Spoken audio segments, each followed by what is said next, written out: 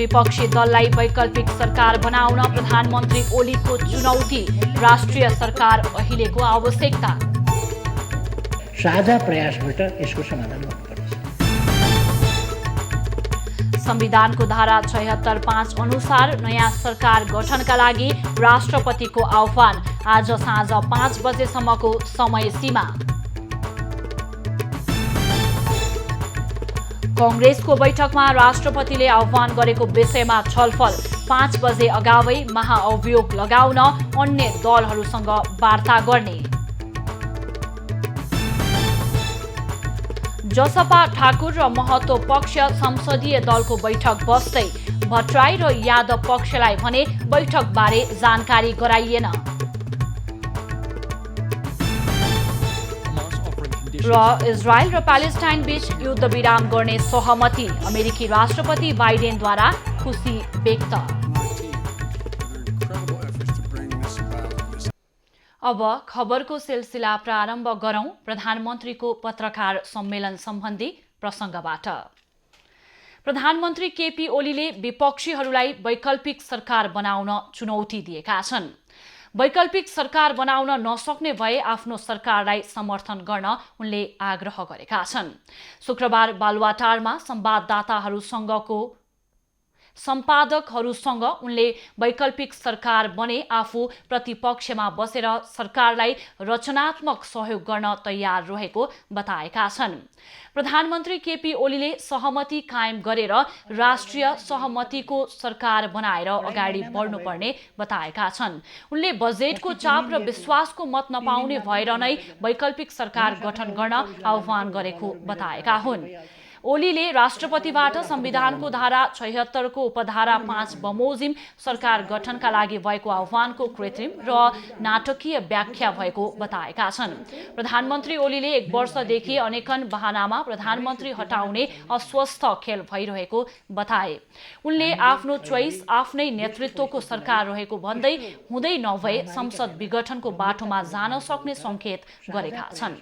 तत्कालीन एमाले र माओवादी केन्द्र बीचको एकीकरण कायम रहेको, केही नेताहरू अलग भएको ओलीको भनाइ थियो। प्राविधिक कारणले नाम नेकपा नभएको बताए। एकीकरणबाट आएका केही नेताहरू माओवादी केन्द्रमा नफर्केको ओलीले बताएका छन्। राष्ट्रपति विद्यादेवी भण्डारीले संविधानको धारा 76 उपधारा 5 बमोजिम नयाँ सरकार गठनका लागि आह्वान गरेकी छन्। बिहिबार बसेको मन्त्री परिषदको बैठकले प्रधानमन्त्रीले विश्वासको मत नलिने र वैकल्पिक सरकारका लागि बाटो खुला गर्ने निर्णय गरेसँगै सरकारको सिफारिसमा राष्ट्रपतिले वैकल्पिक सरकार गठनका लागि आह्वान गरेकी हुन्। संविधानको धारा 76 को उपधारा 5 बमोजिम प्रधानमन्त्री नियुक्ति गर्ने प्रयोजनका लागि आज साँझ 5 बजेसम्म प्रतिनिधि सभामा विश्वासको मत प्राप्त गर्ने सक्ने आधार प्रस्तुत गर्न प्रतिनिधि सभाका सदस्यलाई आह्वान गरिएको राष्ट्रपति कार्यालयद्वारा जारी विज्ञप्तिमा उल्लेख छ। संविधानको धारा 76 को उपधारा 3 बमोजिमको मौजूदा सरकारलाई विश्वासको मत प्राप्त हुने दरो राजनीतिक आधार नदेखिएको पनि विज्ञप्तिमा जनाइएको छ। राष्ट्रपति कार्यालयले तोकेको समय सीमाभित्र प्रतिनिधि सभाका कुनै पनि सदस्यले सरकारको दाबी पेश गर्न नसके प्रतिनिधि सभा भङ्ग गरी 6 महिनाभित्र निर्वाचन गराउनुपर्ने संवैधानिक व्यवस्था छ। यसैबीच राष्ट्रपति विद्यादेवी भण्डारीले प्रधानमन्त्री केपी ओली पदमुक्त नभई नयाँ सरकार गठनका लागि आह्वान गर्नुलाई संविधानविदहरूले असंवैधानिक भनी टिप्पणी गरेका छन्। संविधानविद भीमार्जुन आचार्यले विश्वासको मत लिने प्रक्रिया प्रारम्भ हुनु पूर्व नयाँ सरकार गठनको आह्वान गर्न सक्ने संवैधानिक व्यवस्था नै नभएको बताएका छन्।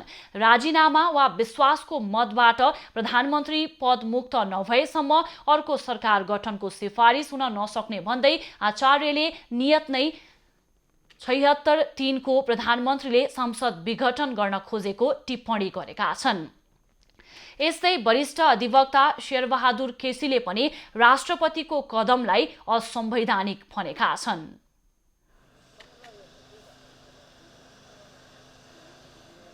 केपी ओलीको सरकार पनि भोलि बन्न सक्दैन। अर्को सरकार बनेपछि पनि त्यसको वैधानिकता हुँदैन।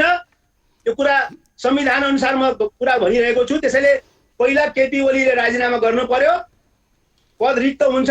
पद रिक्त भएपछि राष्ट्रपतिजीले अनि आह्वान गरेको करेक्सन हुन्छ।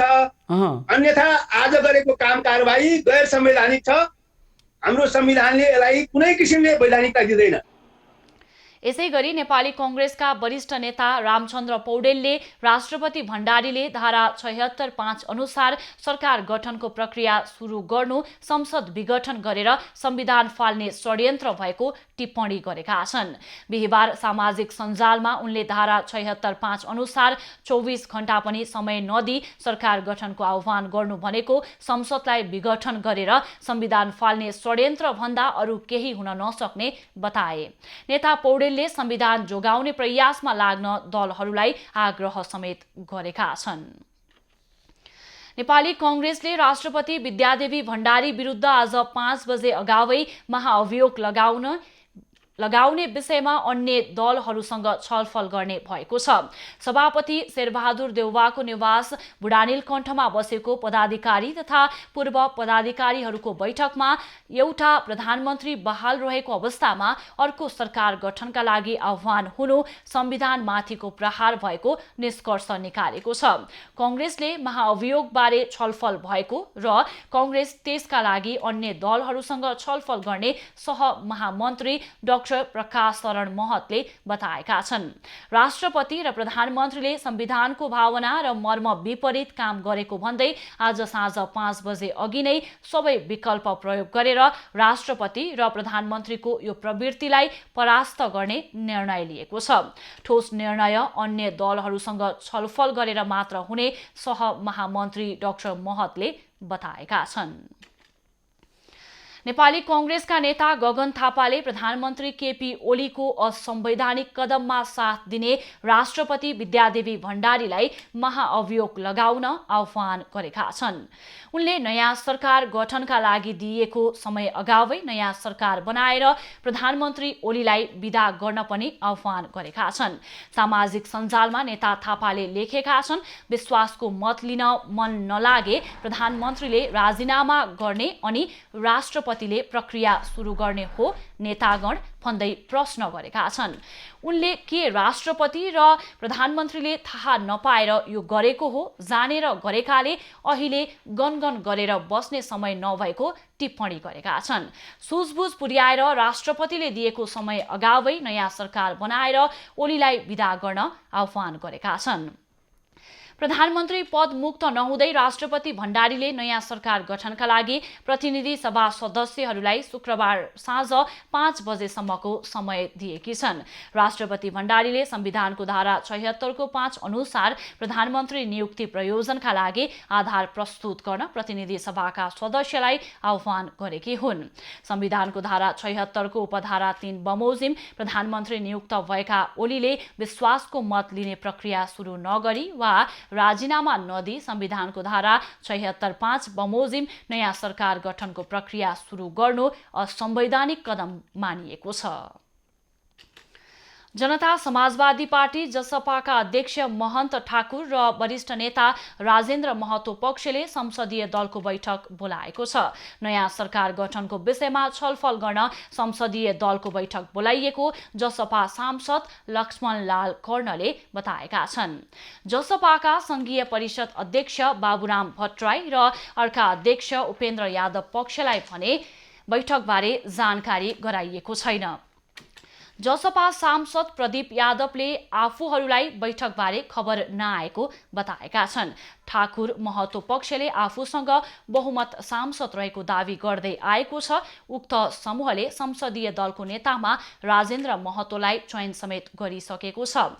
यसअघि ठाकुर र महतोले प्रधानमन्त्री केपी ओलीसँग संविधान संशोधनका लागि कार्यदल बनाउने सहमति गरेको थियो। प्रधानमन्त्री निवास बालुवाटारमा बिहिबार प्रधानमन्त्री ओली र जसपा अध्यक्ष महन्त ठाकुर र वरिष्ठ नेता राजेन्द्र महतो बीच भएको भेटमा यस्तो सहमति भएको हो। यो विषयमा सहमति भए ठाकुर महतोले उठाउँदै आएका माग सम्बोधन हुन्छन्। यस्तो अवस्थामा ओली नेतृत्वको सरकारमा जाने घोषणा यसअघि नै ठाकुर महतो पक्षले गरिसकेको छ। आफूहरूसँग 18 जना भन्दा बढी सांसद भएको ठाकुर महतो पक्षको दाबी छ। एमालेको नेतृत्वमा सरकार बनाउन अर्को पार्टीका 15 जना सांसदको समर्थन भए पुग्दछ। जनता समाजवादी पार्टी जसपाका अध्यक्ष महन्त ठाकुरले मुलुकलाई निकास दिनका लागि उपेन्द्र यादव समूहसँग छलफल गरेर अघि बढ्ने बताएको छ। शुक्रबार सिंहदरबारमा पत्रकारसँग कुरा गर्दै ठाकुरले यादव समूहसँग बालकुमारी स्थित पार्टी कार्यालयमा छलफल गरिने बताएका छन्। अध्यक्ष ठाकुरले अर्का अध्यक्ष यादव पक्षलाई बाहिर राखेर अघि नबढ्ने जिकिर गरे। ठाकुरले शुक्रबार राति प्रधानमन्त्री केपी ओलीसँग राष्ट्रपति निवास गएको तर राजनीतिक कुराकानी नभएको दावी गरे। उनले अहिले आफूलाई प्रधानमन्त्री बन्न कुनै चाहना नभएको तर्क गरे। ठाकुरले संविधानको धारा 76(7) अनुसार अघि बढ्ने संकेत देखिएको बताएका छन्। उनले आफूहरूले राखेका मागलाई सरकारले सम्बोधन गर्नु सकारात्मक रहेको बताएका छन्। संविधान संशोधनका लागि कार्यदल गठन भएको र अन्य विषयमा सरकारले सम्बोधनको प्रयास गरेको उनको भनाइ छ। जसपा संघीय परिषद अध्यक्ष डाक्टर बाबुराम भट्टराईले संसद, संविधान र लोकतन्त्रको रक्षाका लागि लौरो उभ्याएर भए पनि वैकल्पिक सरकार दिन दलहरूलाई आग्रह गरेका छन्। नेता भट्टराईले सामाजिक सञ्जालमा ट्वीट गर्दै संविधानको धारा 76(5) को वैकल्पिक सरकार बनाउन आग्रह गरेका हुन्। डाक्टर भट्टराईले भनेका छन्, सबैले त्याग बलिदान गरौं, आजै गरौं, अहिले गरौं। बीपी कोइराला, पुष्पलालदेखि हाम्रो पुस्तासम्मले लडेर ल्याएको संविधान लोकतन्त्रको रक्षा नभए इतिहासले धिक्कार्ने छ भन्दै टिप्पणी गरेका छन्।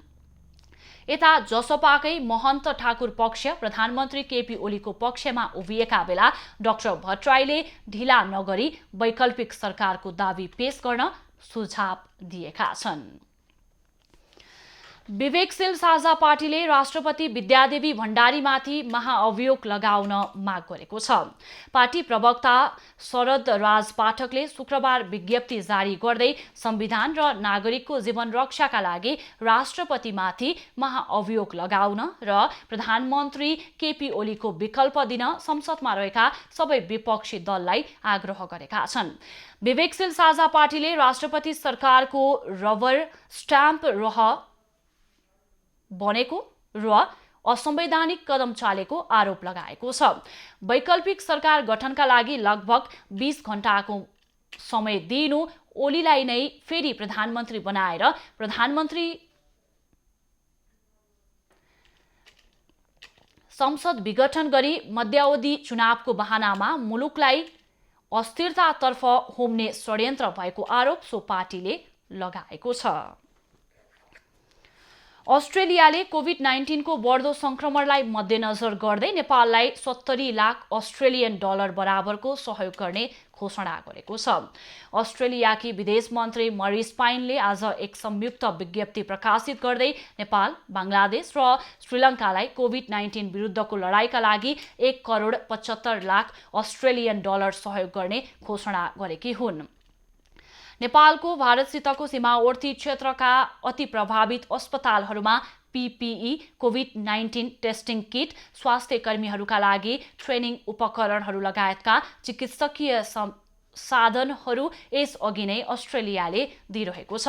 अन्तर्राष्ट्रिय विकास तथा पेसिफिक क्षेत्रका मन्त्री जेड सेल्सियाले अस्ट्रेलियाले आफ्ना साझेदार एनजीओसँग सो क्षेत्रमा आवश्यक चिकित्सकीय तथा मानवीय सामग्रीहरू पठाउन काम गरिरहेको बताए। वीरगञ्ज उपमहानगरपालिकाका उपप्रमुख 91 वर्षीय शान्ति कार्की कोरोना संक्रमणलाई पराजित गरेकी छन्। नयाँ भेरिएन्ट सहितको कोरोना संक्रमणको दोस्रो लहर आक्रामक देखिएको परिस्थितिमा 91 वर्षीय कार्कीले कोरोना संक्रमणलाई जितेकी छन्। उनको वैशाख 22 गते पीसीआर परीक्षण गर्दा रिपोर्ट पोजिटिभ आएको थियो। वीरगञ्ज महानगरपालिकाले सञ्चालन गरेको अस्थायी कोरोना विशेष अस्पतालमा उपचार गराएकी उनी आज कोरोना जितेर घर फर्केकी छन्। अब बाँकी खबर। कोरोना संक्रमण निको भएकोमा देखिएको म्युकोमाइकोसिस अर्थात् कालो दाँतको समस्या नेपालमा पनि देखिएको छ। कोरोना संक्रमण निको भएको 3 जनामा यो समस्या देखिएको स्वास्थ्य मन्त्रालयले जानकारी दिएको छ।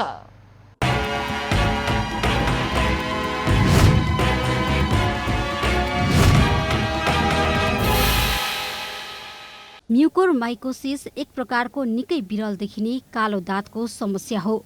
यो सामान्यतया माटो, बोटबिरुवा, मल र कुहिएका फलफुल तथा तरकारीमा हुने म्युकोर भनिने ढुसीसँगको संपर्कमा सर्ने गर्दछ। तर हाल यो समस्या कोरोना संक्रमण निको भएका व्यक्तिहरूमा देखिन थालेको छ। भारतका विभिन्न शहरमा गरी 58 जना भन्दा बढी व्यक्तिमा देखिएको यो रोग नेपालमा पनि 3 जनामा देखिएको स्वास्थ्य मन्त्रालयको भनाइ छ। कोभिड भएको स्टेरोइड खाएकोलाई देखिन्छ। अब रिपोर्टिङ हुँदै होला, सबैको रिपोर्ट हामी कहाँ आउने कुरा भएन। 3 जनामा देखिएको रिपोर्ट भएको थियो। म्युकोरमाइकोसिस माटो एवं हावामा र स्वस्थ मानिसको नाक र खकारमा पनि हुन सक्ने विज्ञहरू बताउँछन्। यसले विशेष गरी आँखा, नाक, फोक्सो र साइनसमा असर गर्दछ। साथै कहिलेकाहीँ यसले दिमागमा पनि जटिलता ल्याउने गर्दछ। विशेष गरी मधुमेह, क्यान्सर, HIV एड्स वा शरीरको रोग प्रतिरोधात्मक क्षमता कमजोर भएका व्यक्तिमा यो रोग देखिएको विज्ञहरू बताउँछन्। यो संक्रमण चाहिँ लागेपछि चाहिँ लगभग समग्रमा चाहिँ 54% सम्मको चाहिँ मृत्यु हुन सक्छ भनेको छ, जुन चाहिँ एउटा भयावह अवस्था हो। र त्यो कारणले गर्दाखेरि चाहिँ आगामी दिनमा हामी कोभिड-19 को उपचार गरेर ढुक्क हुने अवस्था चाहिँ छैन। त्यो बेलामा जुन प्रयोग गर्ने जुन औषधिहरू हो अथवा कतिपय मानिसहरूले अहिले नै अब जुन स्टेरोइडहरू छ आफै मन परि चाहिँ खान थाल्यो भने चाहिँ विभिन्न संक्रमणहरूले चाहिँ आक्रमण गर्न सक्ने सम्भावना रहन्छ। अहिले कोभिड-19 का बिरामीहरूको उपचारका क्रममा स्टेरोइडको अत्याधिक प्रयोगले पनि म्युकोरमाइकोसिसको समस्या देखिएको विज्ञहरूको बुझाइ छ। स्टेरोइड एन्टिफङ्गल्स अर्थात् दाँतको औषधि हो। यो औषधिको सेवन गर्नेहरूमा म्युकोरमाइकोसिसको समस्या देखिएको विज्ञहरू बताउँछन्। चिकित्सकहरूको परामर्श बिना स्टेरोइडको अत्याधिक प्रयोगले पनि कोभिड बिरामीमा म्युकोरमाइकोसिस भएको हुन सक्ने अनुमान गरिएको छ। एबी न्यूज खबरका लागि त्रिकुडा भट्टराई बस्नेत, काठमाडौँ।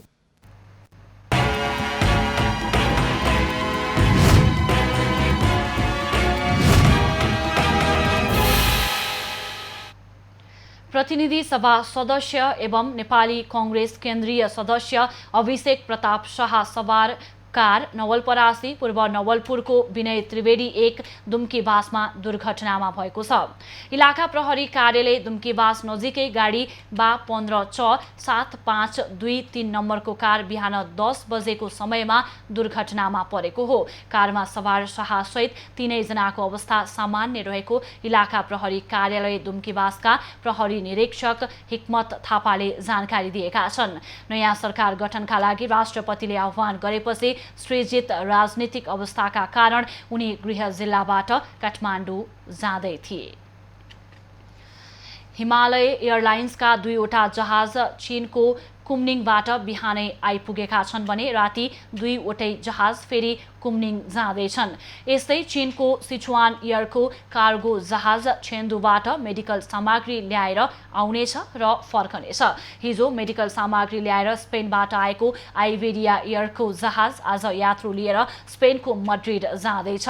यस्तै हप्तामा 2 दिन उडान हुने तालिका अन्तर्गत एयर इन्डियाको जहाज काठमाडौँ आएर यात्रु लिएर फर्कनेछ। यस्तै भियतनामबाट दिउँसो 2 बजे एउटा एयर एम्बुलेन्स आउँदैछ भने इन्डोनेसियाबाट पनि 4:15 बजे अर्को एयर एम्बुलेन्स आइपुग्ने तालिका रहेको छ। यस्तै बुद्ध एयरले किनेको नयाँ जहाज पनि आज भारतको नयाँ दिल्लीबाट काठमाडौँ आइपुग्ने त्रिभुवन अन्तर्राष्ट्रिय विमानस्थल कार्यालयले जनाएको छ। अछाममा निरन्तर परेको पानीले बुढीगङ्गा नदीको बाढी आएको छ। बाढीका कारण नदी छेउछाउका बस्ती जोखिममा परेका छन्। स्थानीयहरू त्रसित भएर रातभर जागरण बस्न बाध्य छन्। बाढीले नदी छेउमा निर्माण भएका पुल तथा अन्य संरचनामा समेत क्षति पुगेको छ। साँफे बगरको हाट बजारका दर्जनौं घरहरू प्रभावित भएका छन्।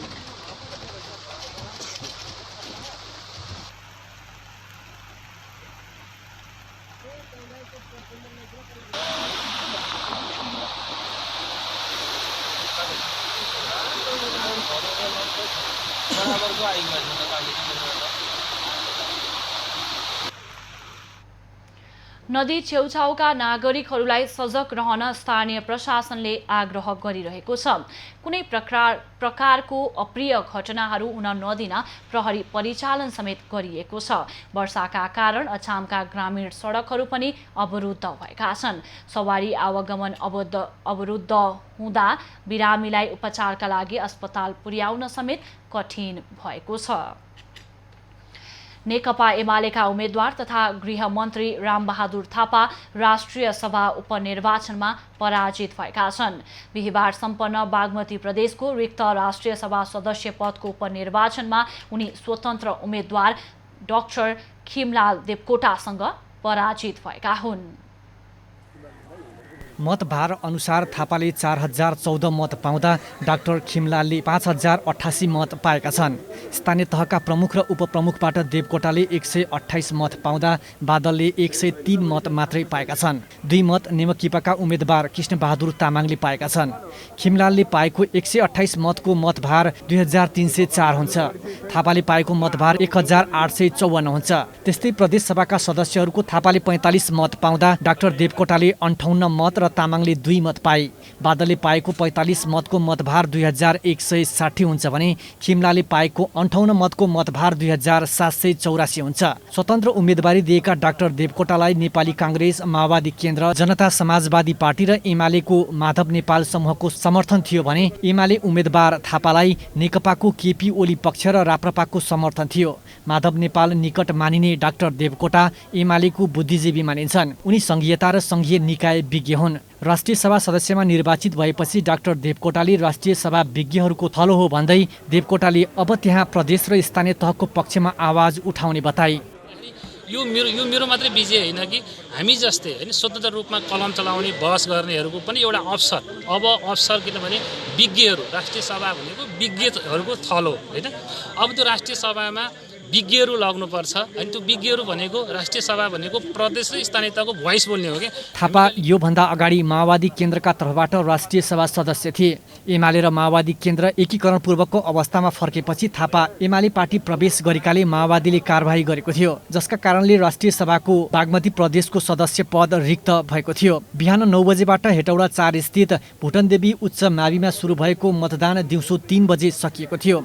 आयोगका अनुसार राष्ट्रिय सभा सदस्यका लागि 4 जना प्रदेश सभा सदस्यहरू मतदानमा सहभागी भएनन्। बागमतीमा रहेका 109 सांसदमा 105 जनाले भोट हालेका छन्। 110 सदस्यीय प्रदेश सभामा पशुपति चौलागाईको निधन भएपछि 109 कायम भएको थियो। प्रदेश सभा सदस्यमा विवेकशील साझा पार्टीका 3 जना र माओवादीका 1 जना छन्। विवेकशील साझाले कसैको पक्षमा मतदान नगर्ने निर्णय गरेको थियो। मतदानमा सहभागी नहुने स्थानीय तहतर्फ 5 जना मतदाता प्रक्रियामा सहभागी भएनन्। आयोगका अनुसार 119 पालिकातर्फ 238 मतदाता थिए, जसमा 233 जना मतदानमा सहभागी भएका थिए। राजन दाहाल, मकवानपुर। सर्वोच्च अदालतले 7 जना मन्त्रीको नियुक्ति विरुद्ध परेको रिटमा नियुक्ति बदर गर्न अन्तरिम आदेश दिएको छ। सांसद नभएका व्यक्तिलाई मन्त्री बनाइनु प्रथम दृष्टिमै असंवैधानिक भएको सर्वोच्च अदालतले ठहर गरेको छ। सर्वोच्च अदालतले संघीय संसद सदस्य नरहेका मन्त्रीहरूलाई कामकाज गर्न नदिन आदेश दिएको छ। प्रधान न्यायाधीश चोलेन्द्र शमशेर जबराको एकल इजलासले आज सांसद नरहे पनि दोस्रो पटक मन्त्री नियुक्ति भएका 7 जनाको नियुक्ति बदर गर्दै कामकाज गर्न नदिन अन्तरिम आदेश दिएको हो। अधिवक्ता विराज थापाले दायर गरेको रिटमा सुनवाई गर्दै प्रधान न्यायाधीश जबराले 31 वैशाखमा मन्त्री नियुक्ति भएका रामबहादुर थापा, मणिचन्द्र थापा, दावा लामा तामाङ, टोप बहादुर रायमाझी, लेखराज भट्ट, प्रभु शाह र गौरी शङ्कर चौधरीलाई कामकाज गर्न नदिन आदेश दिएका हुन्। नेकपा माओवादी केन्द्रबाट निर्वाचन जितेका उनीहरू एमाले र माओवादी एकीकरण पूर्वको अवस्थामा फर्कने सर्वोच्च अदालतको 23 फागुनको फैसलापछि एमाले प्रवेश गरेका थिए। त्यसपछि माओवादीले उनीहरूलाई दल त्याग गरेको भन्दै सांसदबाट पदमुक्त गराएको थियो। संघीय सांसद नभए पनि मन्त्री नियुक्ति हुन पाइने व्यवस्था संविधानमा छ, तर त्यसरी नियुक्ति भएको 6 महिनाभित्र संसदको सदस्यता लिइसक्नुपर्छ। सर्वोच्च अदालतको आदेशले बिहिबार पदमुक्त भएका मध्ये मणिचन्द्र थापा र दावा लामा तामाङ पहिलो पटक 11 पुस 2077 मा सांसद नरहे पनि मन्त्री बनेका थिए। त्यस्तै रायमाझी, भट्ट, शाह र चौधरी 2077 चैत 27 मा र रामबहादुर थापा 5 वैशाख 2078 मा सोही संवैधानिक व्यवस्था अनुसार पहिलो पटक मन्त्री नियुक्ति भएका थिए। संविधानमा त्यसरी मन्त्री भएको 6 महिनाभित्र संघीय संसदको सदस्यता प्राप्त गर्न नसकेमा तत्काल कायम रहेको प्रतिनिधि सभाको कार्यकालभर मन्त्री पदमा पुनः नियुक्तिका लागि योग्य नहुने व्यवस्था रहेको छ।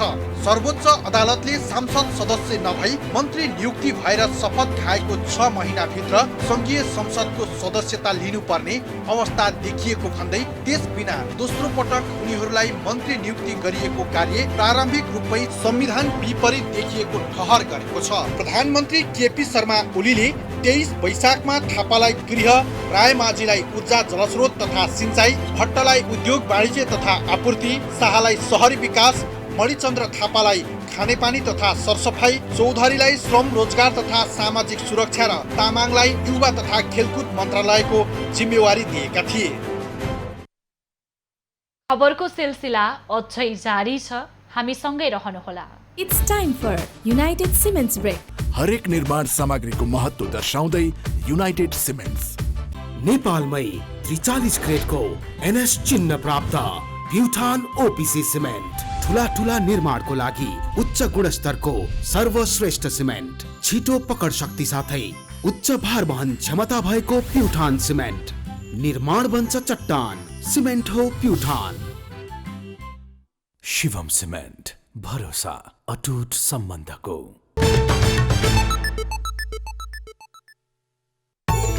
विपक्षी दललाई वैकल्पिक सरकार बनाउन प्रधानमन्त्री ओलीको चुनौती, राष्ट्रिय सरकार अहिलेको आवश्यकता। साझा प्रयासबाट यसको समाधान गर्नुपर्छ। संविधानको धारा 76(5) अनुसार नयाँ सरकार गठनका लागि राष्ट्रपतिको आह्वान, आज साँझ 5 बजेसम्मको समय सीमा।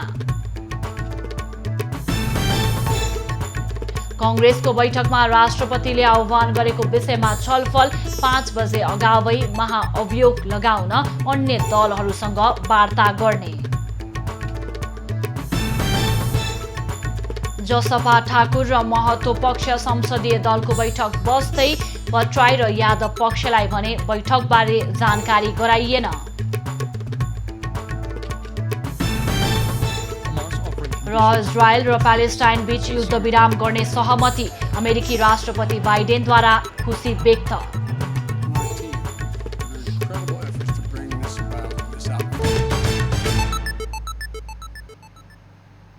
अब पालो दुनियाँको खबरको।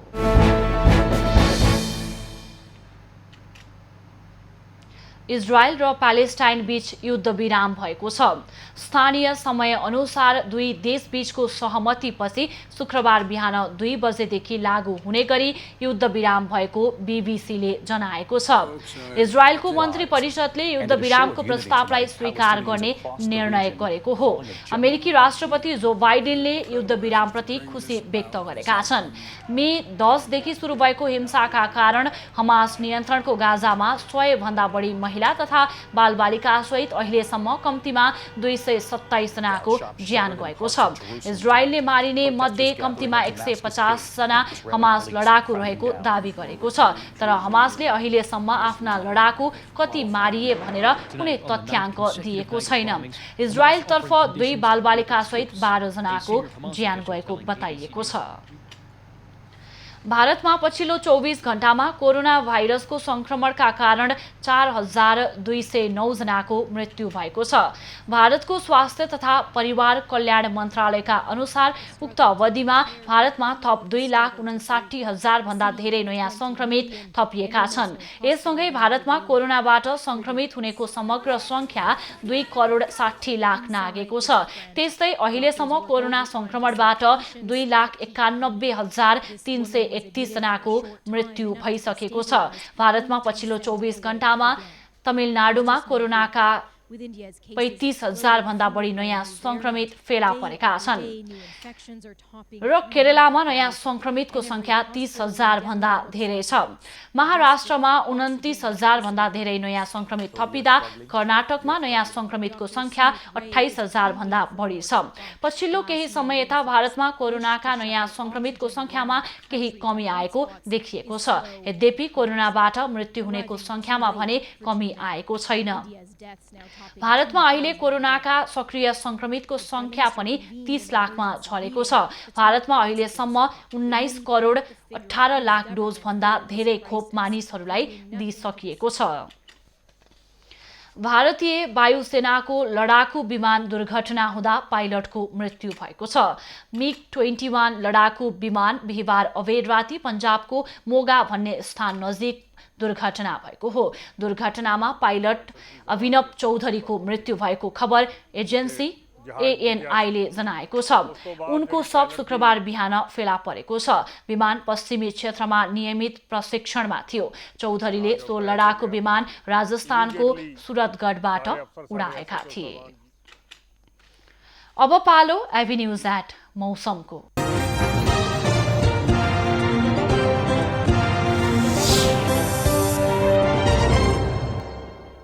यति बेला देशभरको मौसममा सामान्यदेखि आंशिक बदलिरहेको छ। अपराह्न देशभर मेघगर्जन र चट्याङ सहित हल्का वर्षाको सम्भावना रहेको जल तथा मौसम पूर्वानुमान महाशाखाले जनाएको छ। काठमाडौँ उपत्यकाको आजको अधिकतम तापक्रम 23 डिग्री सेल्सियस र न्यूनतम तापक्रम 17 डिग्री सेल्सियस बीच रहने अनुमान गरिएको छ।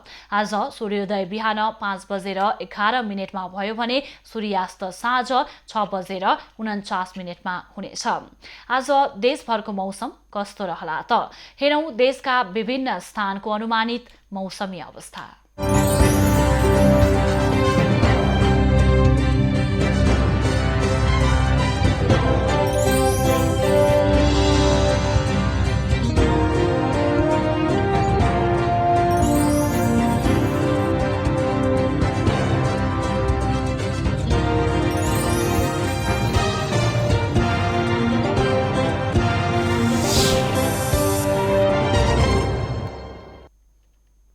अहिलेलाई खबरको क्रम यति नै। एभिन्यूज खबरका यी सहित अन्य विस्तृत खबरका लागि www.avenews.tv लगअन गर्न सक्नुहुनेछ।